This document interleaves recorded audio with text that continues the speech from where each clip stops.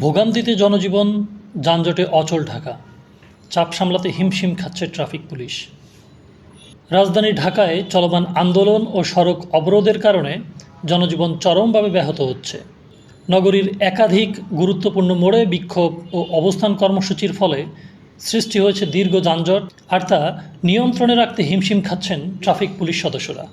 Traffic বিভাগের একাধিক সূত্রে জানা গেছে, শহরের অন্তত ৩ থেকে ৪টি প্রধান সড়কে চলাচল বন্ধ হয়ে গেছে। বিশেষ করে মৎস্য ভবন, কাকরাইল, শাহবাগ ও বাংলা মোটর এলাকায় পরিস্থিতি সবচেয়ে ভয়াবহ।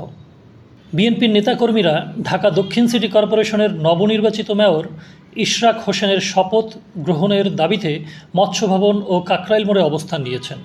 একই সময়ে ঢাকা বিশ্ববিদ্যালয়ের ছাত্র সাম্য হত্যার বিচার দাবিতে শাহবাগ মোড়ে ছাত্রদল আয়োজিত বিক্ষোভও সড়ক অবরোধ করে রেখেছে। এতে করে শাহবাগ থেকে বাংলা মোটর ও কাকরাইলমুখী সব সড়কে স্থবিরতা নেমে আসে।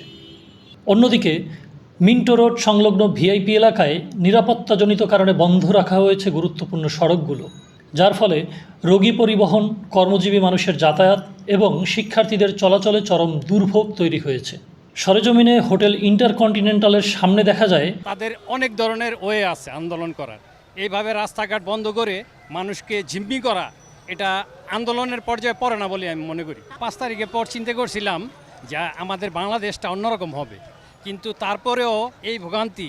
আজকে আমার মা হাঁটতে পারে না, ওনার হার্টে পেসমেকার লাগানো, তো এই ভোগান্তির কোনো কারণ হয় না। তারা আন্দোলন করবে, তাদের অনেক ধরনের ওয়ে আছে আন্দোলন করার। রাজধানীর রাস্তায় এমন অবস্থা প্রায় স্বাভাবিক হয়ে দাঁড়িয়েছে।